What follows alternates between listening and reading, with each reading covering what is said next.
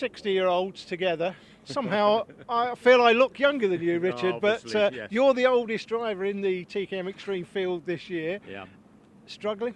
Yeah. I used to be quite good at this once upon a time. I thought just for a laugh I'd do it again, and I seem to have forgotten everything I ever knew. So, well, you know, we're relearning it all. I mean, I did the first festival ever, and I did every single one until about 7 years ago, and then packed it in. And then I thought, and then some mad moment of madness happened. I was supposed to have a midlife crisis, but I think this is a late life crisis. I decided to do it again, and. So I'm guessing we're expecting to see you in the Festival Cup final this weekend then? Yes. I don't think that's going to be. I don't think anything other than that is going to happen. And somewhere near the back will probably be a sensible place for me to be. Okay. So long as you're enjoying it, that is the main thing. Yeah. I still enjoy driving a car, but I would enjoy a bit more if I could actually remember what the hell I was doing. So no, we're getting round and getting a bit. We're getting faster, but it's just not fast enough. But it's amazing how little my brain still operates compared to what it used to. But there you go. Okay, well, good luck today. No, thanks very much indeed. Cheers now. Thanks.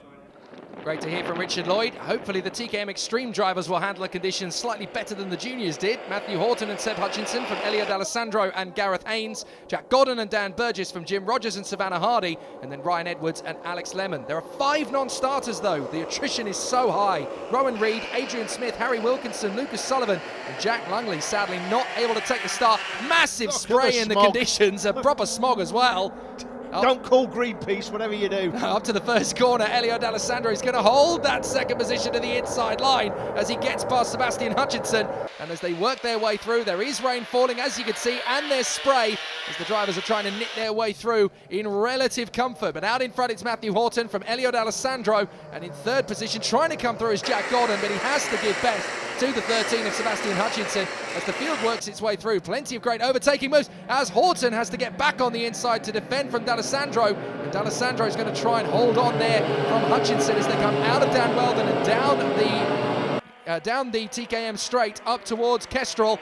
And there's going to be 3 different lines to go through from the top 3 by the look of it. They come through in the same order, but Godden's going to try and make the move on the inside. He taps the back of Hutchinson under braking. And that could be a front-fairing penalty for Jack Godden. It would look pretty, it'll be close. Did he hit him hard enough? It didn't knock him off, so no damage done, but he may have a front-fairing penalty up the inside, makes it stick, so Godden on the move up to 3rd, but not for long, down to 4th, down to 5th. Yes. Side by side now out of the turn and back into 4th. Yeah, Gareth Haynes got a great run round the outside and was able to pitch through. Now he's down to 5th position as Jack Godden gets back through. So that's a tricky one. Daniel Burgess up at a 6th position. And then we've got Buckingham, Alex Lemon, Ryan Edwards and Savannah Hardy. Leanna Page has come up to 11th position. What a lap there from Leanna. Great to see how much progress she has made over the last few seasons anyway. Oh, yellow flags are waving. So somebody's had an off on the first lap by the look of it. I wonder if that is Jack Darton who's had a problem. So all sorts of difficulties for a couple of drivers in the field there. Further back in the field, Joseph Phillips is up to 14th on the first lap from, 23rd? And that's an off as well. That's the 27 who's gone off there. That's Jim Rogers who went off the circuit. Richard Lloyd has come up a few places in the first laps as well. So some good starts for him. And an interesting one as the drivers are trying desperately to knit their way through as delicately as possible in the conditions, but it is not easy when you've got this lack of grip. So the drivers battling away for 3rd position. This is Hutchinson and Godden as they are now losing ground to Horton and D'Alessandro. Joe Phillips has made a good progress of a start, 10 places already in 2 laps? That's absolutely terrific run from him. So some good battles through the field. Further back as well, Luke Cooper's up to 19th from 27th. Charlie Mooney's up 8, and so too is Luke Cooper. So some good battles from several drivers in the fray. That's Leanna Page making a move there. I think into 9th place on the inside of Ryan Edwards. Massive tank slapper, and that has caused an issue. That is Charlie Mooney. So Charlie Mooney's tagged with Byron Brown. And unfortunately, Mooney is now desperately trying to get started again, but all his hard work is undone. As up the inside, Hutchinson trying to get back on Elio D'Alessandro, and he's through. 2nd place at last from Hutchinson. He's been trying a couple of laps now, and he finally makes the move stick. But D'Alessandro's trying to cut through, but Godden has got into 3rd position as well. So Jack Godden up to 3rd, Hutchinson up to 2nd, both at the expense of Elio D'Alessandro. Fastest lap on the last lap to Matthew Horton, set purple sectors all the way through, so Horton leads it comfortably. D'Alessandro is through to second, Sebastian Hutchinson in third, Jack Godden there in fourth. We think he may have a front fairing penalty, looks okay in that picture though.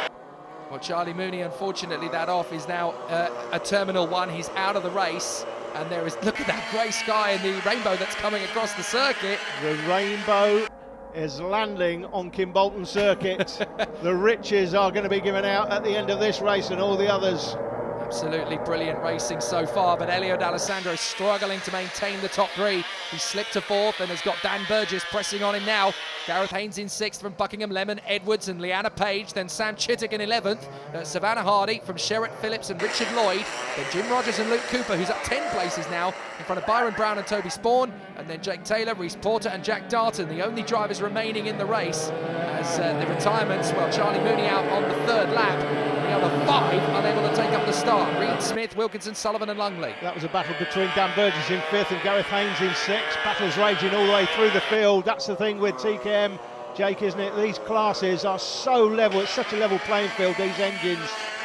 Unlike some classes we see sometimes in karting where there's a bit of a disparity, although I think it's got a lot closer in the other classes in the last few years. But when people talk about level playing fields, we've had a level playing field in karting for years, and it's TKM.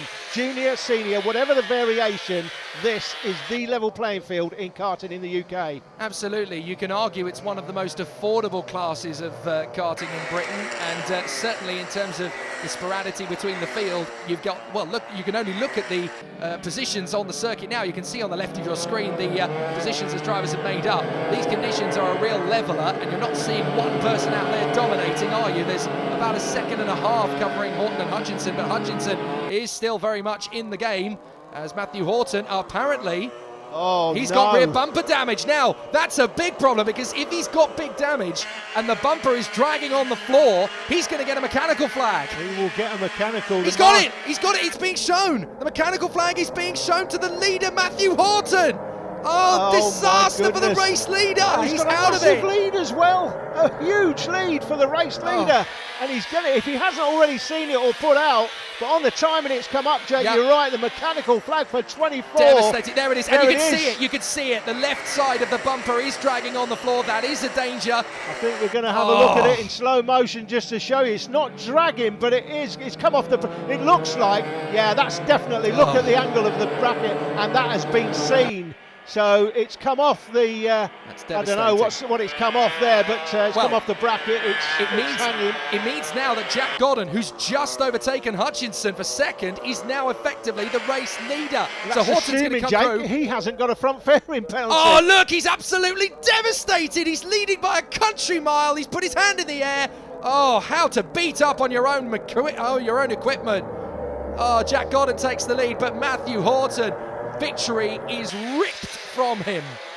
That is devastating. So it is Jack Godden that leads, but has the new race leader got a penalty looming? That's true, because of course there was that little... earlier. Oh, and an issue there is around the outside. Gareth Haynes tries to get through on Elio D'Alessandro, and I think he's done the same thing. He's clipped the back bumper as he tried to get round the outside, and now Dan Burgess is trying to cut through around the outside. James Buckingham's in the mix here as well.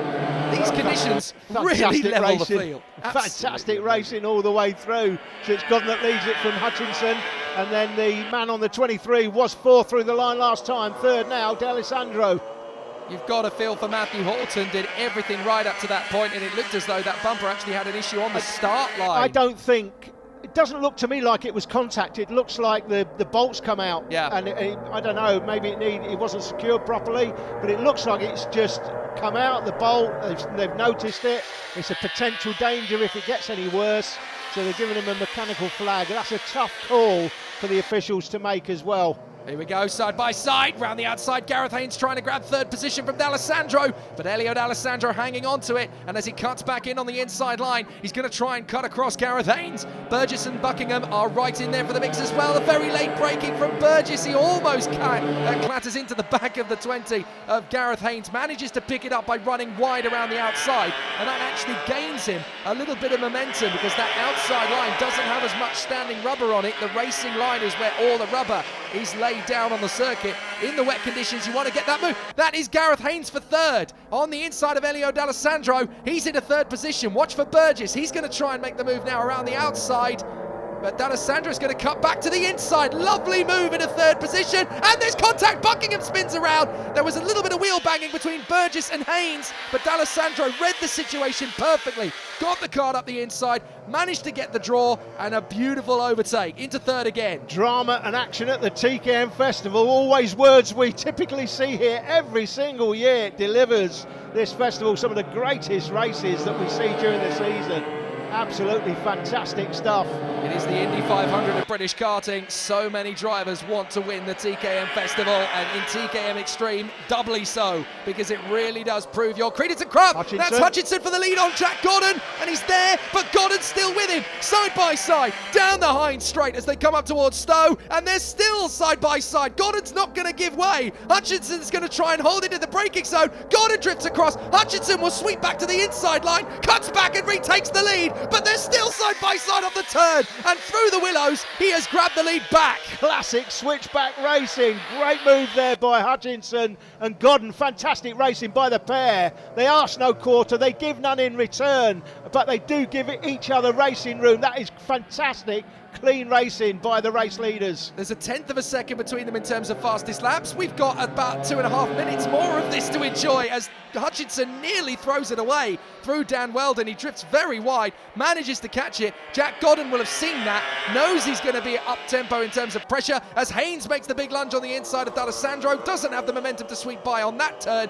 Will now try and make the bid into Stowe, I'm sure. As he gets a good run off Kim Bolton, he'll get a chance. But Hutchinson just about hanging on to the lead of this one in front of Jack Gordon, clinging onto it by a thread. And now we've got this 4-kart fight for third position. D'Alessandro, Haynes, Burgess, and it's Alex Lemon who's joined the fray after the spin from Buckingham. Buckingham, by the way, did get going again. He's in 9th at the moment, just in behind Edwards and Chittock, and in front of Jamie Sherritt and Leanna Page, with Richard Lloyd up to 12th. It's good recovery by Buckingham. Also, Jamie Sherritt further down the field in 10th, started P22. Joseph Phillips has made up 10. Luke Cooper's made up a dozen. Toby Spawn, he's made up 7. Careful how you say that, Jake. Absolutely. So down the straight up towards Kestrel. Is Gordon going to try again? No, he's not close enough there. But Haynes has got back into third on D'Alessandro. So Haynes is into third place once more. It's up to Elio D'Alessandro now to pick his moment and get into third position. And it's going to be very, very tricky. Those two very closely matched. We saw that in the previous race, of course. They finished in 3rd and 4th.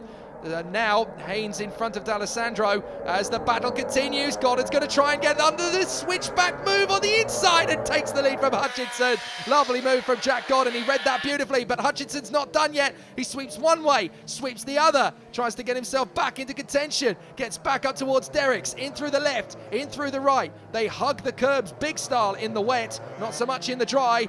And up towards Dan Weldon corner. This is going to be an interesting lunge up the inside from Hutchinson. He's going to come into it. Gordon backs out. Back up the inside again on the exit. They're wheel to wheel again, but Hutchinson has the lead. Brilliant racing. Incredible stuff. Absolutely incredible. Into, or in third place rather, is Gareth Haynes from D'Alessandro. Burgess, Lemon in there. Toby Spawn, Jake, I think there's a name. He could be the villain in the next Spider-Man movie with a name like that. It's a great name. It certainly is. Or the next James Bond villain, whichever one you want to go for. Right, round the outside. Gordon going to try again. Wheel to wheel, out of the turn. Gordon's going to keep his foot in. Hutchinson's going to hold the inside line. Gordon still keeping it around the outside, has to concede. Brilliant duel. It just keeps getting better. Time has run down to 0, so we are now on the penultimate lap. Gordon comes around the outside, tries to get back on terms with Sebastian Hutchinson. Hutchinson holds the lead on the inside line. Back on the power, up towards Dan Weldon corner. Gordon's not going to throw it up the inside here. He wants to get a nice sweeping line around the outside of Dan Weldon corner and back into position. Meanwhile, further back, we've got Toby Spawn battling with Byron Brown. So Spawn is now trying to close up on the 35 of Luke Cooper, who has made up that dozen places. Spider-Man, take note. There's your next villain in your next movie. Oh, D'Alessandro losing out to Dan Burgess now, and here comes Alex Lemon up the inside. Careful. Alex Lemon trying to get up to it. D'Alessandro emerges in front initially, but Haynes is coming back at him. Burgess coming back at him. Last lap, Straight fight. Hutchinson versus Godden for the win. Godden dives up the inside in the second apex into the willows, and he's there, but Hutchinson holding on to it, and still they run side by side. He emerges out of the willows in front. Godden now holds the inside line in front of Hutchinson. This is an education. How do you race even Steven, fair and square, no holds barred, tooth and nail, without contact? It's these two. He is going to get a front fairing. He is going to get a front fairing, Jack Godden. This is all for nothing. And so too has Dan Burgess as he fights in position. So they are going to lose ground. Hutchinson just needs to stay clean for the end of this race. It's not going to take away from the brilliance of it. Gareth Haynes nearly caught them up. Godden's going to try one last trick in the book to get through. But you can see that Godden's going to get a penalty post-race, so is Sherratt, and so is Dan Burgess. So it is Hutchinson, but he wins it on the road. That's the important result. Yeah, I'm pleased about that from Jack Godden's point of view. The worst thing is to win the race, then get the penalty. But what a fantastic race between the pair. So Gareth Haynes is going to be promoted up into second position, but there are going to be penalties to hand out. It promotes Elio D'Alessandro to third. Jack Godden slips cruelly to fourth place. Alex Lemon in fifth and Ryan Edwards in sixth position. But after an amazing tussle, Seb Hutchinson declared the rightful winner. Let's start off by talking to third place man Elio. Now, you didn't think you were going to be here originally, but you gained a place because of a problem with the man who finished third originally. Yeah, a bit of a surprise, to be honest with you. Weather conditions really caught us out. We went for a dry setup in the final and hope we'd get a result, so very happy with third. It's very difficult conditions. No one quite knew what was going to happen anywhere, I don't think. No, it was actually quite nice for me for it to be wet. Been struggling a bit with the engine all weekend, and just gave me a chance to catch up, I guess, really. Just run out of time to catch the leaders. Right. Did you realise that the man who had been in the lead, Matt Horton, had been pulled off the track for a problem with his car? Well, I was trying so hard to keep up with him that I saw his bumper come off straight away, so I knew he'd come off. I had a great battle with Jack later in the race. It was really good. I'd like to thank my dad and all the boys at TWM for helping me out on this stressful weekend. Coming up in the next part, Zach Oates, the E-Plate English champion, tries to do what Abby Pulling did 2 years ago. He's starting pole in the Junior Elite Final and trying to win the Junior Elite Final and O-Plate in the same day.